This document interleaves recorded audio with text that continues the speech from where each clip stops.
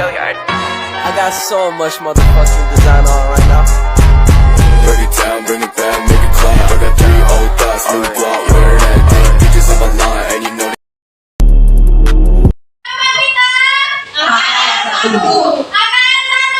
Tunjukkan aksimu. 1, 2, 3.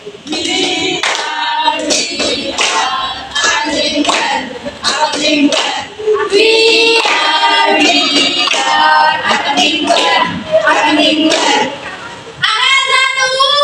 jaya, jaya, jaya. Mami bawel, papi rewel. Angkat 1,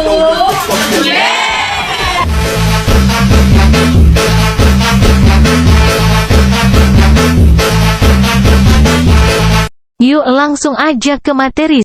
1. Ekonomi. Ekonomi adalah ilmu mengenai asas-asas produksi, distribusi dan pemakaian barang-barang serta kekayaan, seperti hal keuangan, perindustrian dan perdagangan. Alur kegiatan ekonomi 1. Motif ekonomi yaitu dorongan dalam melakukan perilaku ekonomi. 2. Perilaku ekonomi. Kegiatan dalam memenuhi kebutuhan hidup. 3. Prinsip ekonomi. Pedoman dalam melakukan perilaku ekonomi. 4. Terpenuhinya kebutuhan hidup. Perilaku ekonomi. Perilaku ekonomi yaitu suatu perilaku dalam memilih berbagai alternatif yang memberikan hasil yang terbaik.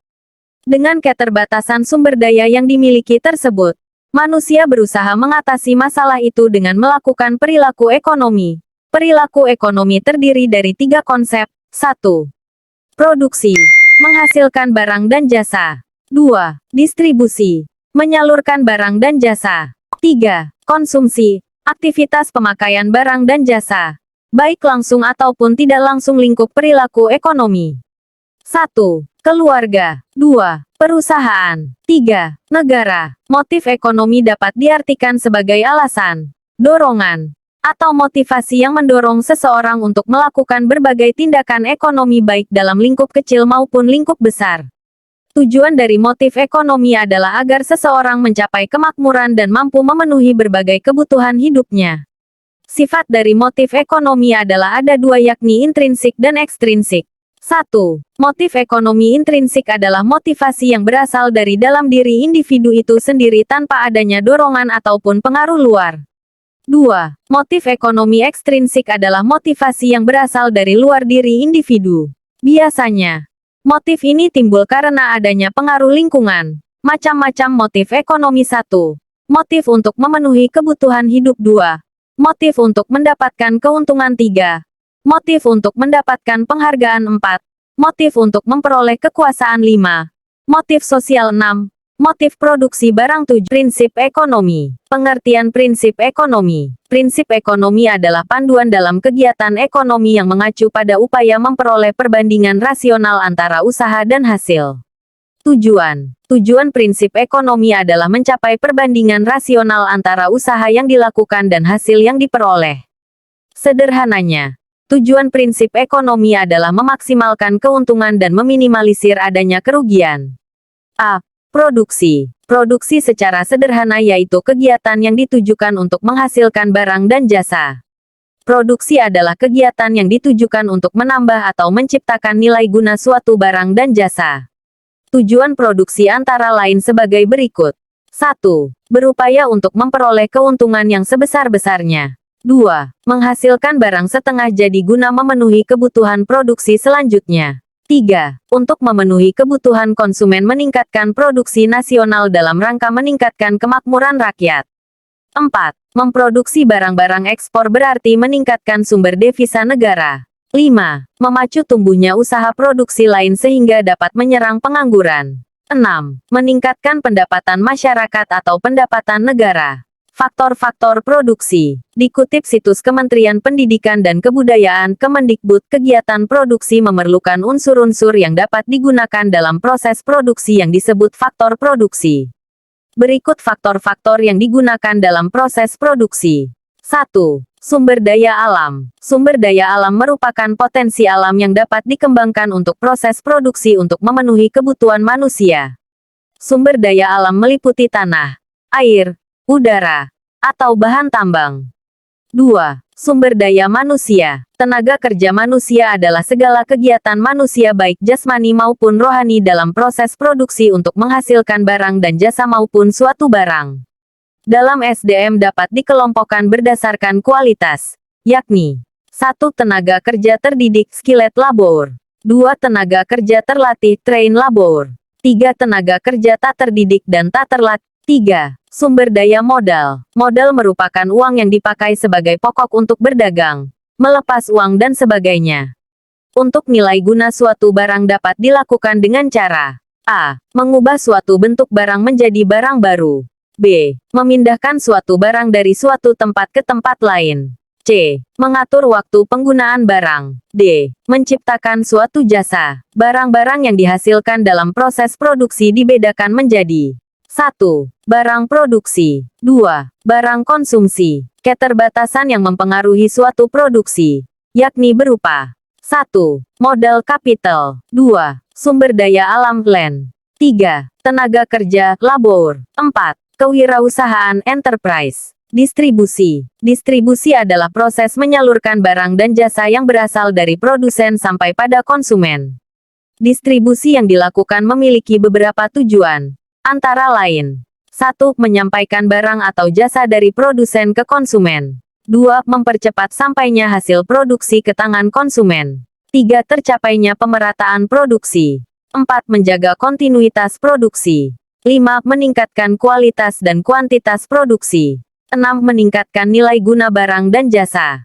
Proses penyaluran barang dan jasa ini meliputi beberapa pihak yaitu 1. Penghasil produsen. 2. Perantara, distributor. 3. Pengguna konsumen. Cara produsen membangun distribusi barang atau jasa. 1. Membangun saluran distribusi. 2. Menentukan jenis distribusinya apakah berbentuk intensif, selektif ataukah eksklusif. 3. Menentukan saluran distribusi yang akan digunakan langsung dari produsen ke konsumen ataukah menggunakan saluran tidak langsung dengan perantara grosir dan pengecer. 4. Menentukan jenis lembaga distribusi yang digunakan. Apakah akan menggunakan agen, grosir, wholesaler, ataukah melalui pedagang eceran. Konsumsi. Konsumsi ialah suatu aktivitas pemakaian barang dan jasa baik secara langsung maupun tidak langsung baik oleh individu atau kolektif dalam memenuhi kebutuhan dasar manusia. Terdapat 4 tujuan kegiatan konsumsi dan ini juga merupakan pola perilaku dari konsumen yaitu 1. Mengurangi nilai guna barang atau jasa secara bertahap. 2. Menghabiskan nilai guna barang sekaligus. 3. Memuaskan kebutuhan secara fisik. 4. Memuaskan kebutuhan rohani. Kelayakan untuk hidup sangat bergantung pada 3 faktor yaitu 1. Pendapatan. 2. Ketersediaan barang dan jasa serta 3. Harga barang dan jasa. Permintaan dan penawaran. Pengertian permintaan. Permintaan adalah sejumlah barang dan jasa yang dibutuhkan atau diinginkan masyarakat konsumen pada berbagai tingkat harga dan pada suatu jangka waktu tertentu. Faktor yang mempengaruhi permintaan. A. Harga barang itu sendiri. B. Harga barang lain yang terkait. C. Tingkat pendapatan dan daya beli konsumen. D. Selera masyarakat. E. Jumlah penduduk. Hukum permintaan. Hukum permintaan adalah ketika suatu harga barang atau jasa turun, maka jumlah permintaan akan naik. Sebaliknya saat harga barang yang diminta naik, maka permintaan akan turun. Permintaan yang dapat dibedakan menjadi 3. 1. Permintaan absolut. 2. Permintaan potensial. 3. Permintaan efektif. Pengertian penawaran. Penawaran adalah sebuah kondisi di mana sejumlah barang atau jasa yang tersedia dapat ditawarkan, dijual oleh penjual produsen kepada konsumen pada setiap tingkat harga selama periode waktu dan syarat tertentu. Faktor yang mempengaruhi penawaran. 1. Harga bahan baku. 2. Harga barang itu sendiri. 3. Harga barang lain. 4. Biaya produksi yang dikeluarkan. 5. Subsidi. 6. Pajak. 7. Upah tenaga kerja. 8. Harga bahan bakar. 9. Tarif listrik. 10. Tujuan dari produsen. 11. Kemajuan teknologi yang berkembang. Hukum penawaran. Jika harga naik, penawaran meningkat. Sehingga jika harga turun, penawaran juga akan turun. 5. Pasar. Pasar merupakan tempat bertemunya penjual dan pembeli. Tempat bertemunya permintaan dan penawaran baik secara langsung atau tak langsung.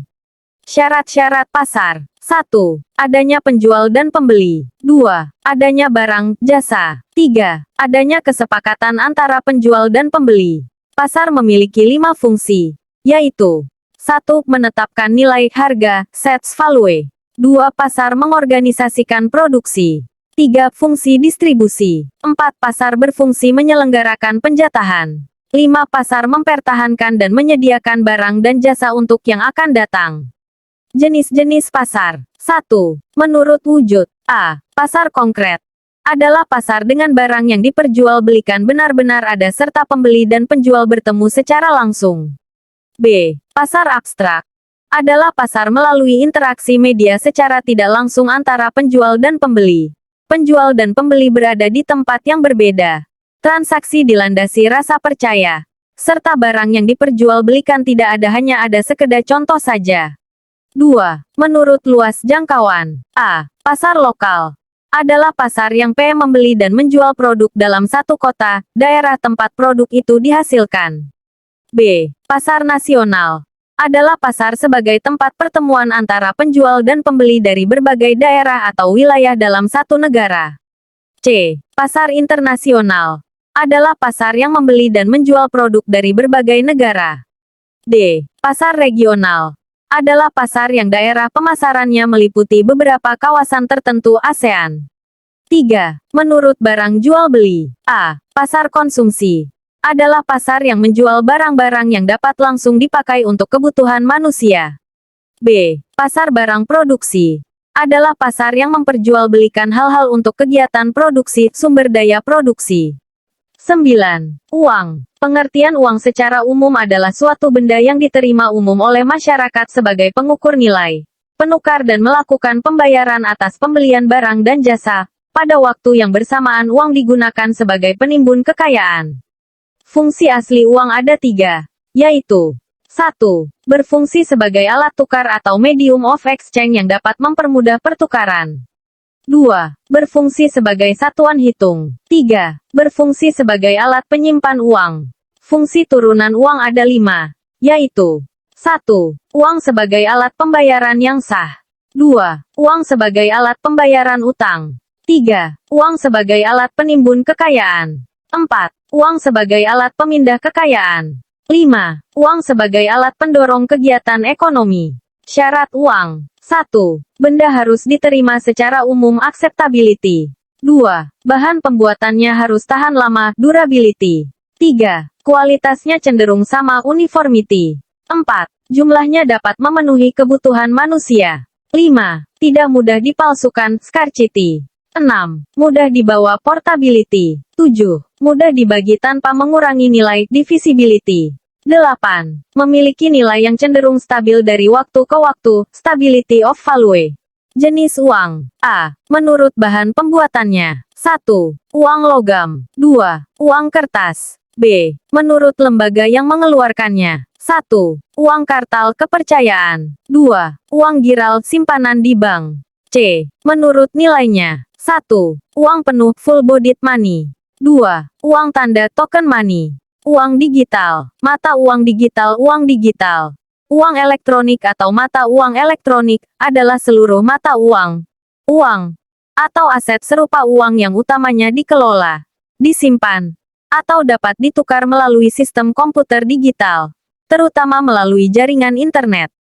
Jenis mata uang digital termasuk mata uang kripto, mata uang virtual dan mata uang digital bank sentral. Pengertian lembaga keuangan secara umum. Lembaga keuangan merupakan badan usaha atau institusi di bidang jasa keuangan yang bergerak dengan cara memberikan fasilitas jasa layanan keuangan, menghimpun dana dari masyarakat, dan menyalurkannya kembali untuk pendanaan ke berbagai kegiatan keuangan yang mempengaruhi jalannya perekonomian. Pengertian lembaga keuangan menurut para ahli. 1. UU Nomor 14 Tahun 1967 Pasal 1, diganti dengan UU No 7/1992 tentang perbankan. Berdasarkan undang-undang, pengertian lembaga keuangan adalah badan usaha yang kegiatannya menghimpun dana dari masyarakat dan disalurkannya kembali kepada masyarakat. 2. SK Menteri Keuangan RI Nomor 792 Tahun 1990. Sementara itu, pengertian lembaga keuangan menurut SK Menteri Keuangan adalah semua badan yang kegiatannya di bidang keuangan, melakukan penghimpunan dan penyaluran dana kepada masyarakat. 3. Kamus Besar Bahasa Indonesia KBBI. Dalam KBBI, lembaga keuangan adalah badan di bidang keuangan yang bertugas menarik uang dan menyalurkannya kepada masyarakat. Fungsi lembaga keuangan: 1. Memberikan jaminan keamanan penyimpanan uang. 2. Memberikan informasi pada nasabah. 3.3. Melancarkan pertukaran produk yang menggunakan kredit dan uang tunai. 4. Sebagai alat transaksi untuk segala kegiatan. 5. Memberikan pembiayaan untuk usaha dan kebutuhan konsumtif. Jenis-jenis lembaga keuangan. 1. Lembaga keuangan bank. Lembaga keuangan bank, Depository Financial Institution, adalah lembaga keuangan yang memberikan fasilitas dan jasa perbankan bagi masyarakat. 2. Lembaga keuangan non-bank. Lembaga keuangan non-bank, Non-Depository Financial Institution, atau lembaga keuangan bukan bank LKBB, adalah lembaga keuangan yang melakukan proses penghimpunan dana dengan cara mengeluarkan surat-surat berharga. Contoh lembaga keuangan bank. 1. Bank sentral. Bank sentral bertanggung jawab untuk menstabilkan sistem moneter di suatu negara. 2. Bank komersial, bank umum. Bank komersial juga kita kenal sebagai bank umum, yaitu badan usaha yang memberikan jasa perbankan pada masyarakat secara konvensional atau dengan sistem syariah. Bank umum menyediakan jasa keuangan, seperti tabungan, deposito, giro, KPR, kredit multiguna, dan lainnya. 3. Bank Perkreditan Rakyat BPR. BPR merupakan bank yang menerima simpanan dalam bentuk deposito berjangka, menyediakan pinjaman dan layanan keuangan lainnya pada masyarakat di wilayah terpencil. Contoh lembaga keuangan bukan bank. 1. Perusahaan asuransi. Dalam perusahaan asuransi tentunya menyediakan jasa proteksi pada para nasabahnya. Agar dapat mendapatkan proteksi itu, nasabah diwajibkan membayar premi sesuai ketentuan. 2. Pegadaian. Pegadaian adalah lembaga keuangan non-bank yang menyediakan kredit dengan jaminan. Contoh harta yang bisa dijaminkan adalah perhiasan, alat elektronik, kendaraan bermotor, dan lainnya. 3. Pasar modal bursa efek. Pasar modal juga menjadi salah satu jenis lembaga keuangan non-bank andalan. Melalui pasar modal, nasabah bisa bertransaksi menggunakan surat-surat berharga, seperti saham, surat utang atau obligasi, hingga reksadana.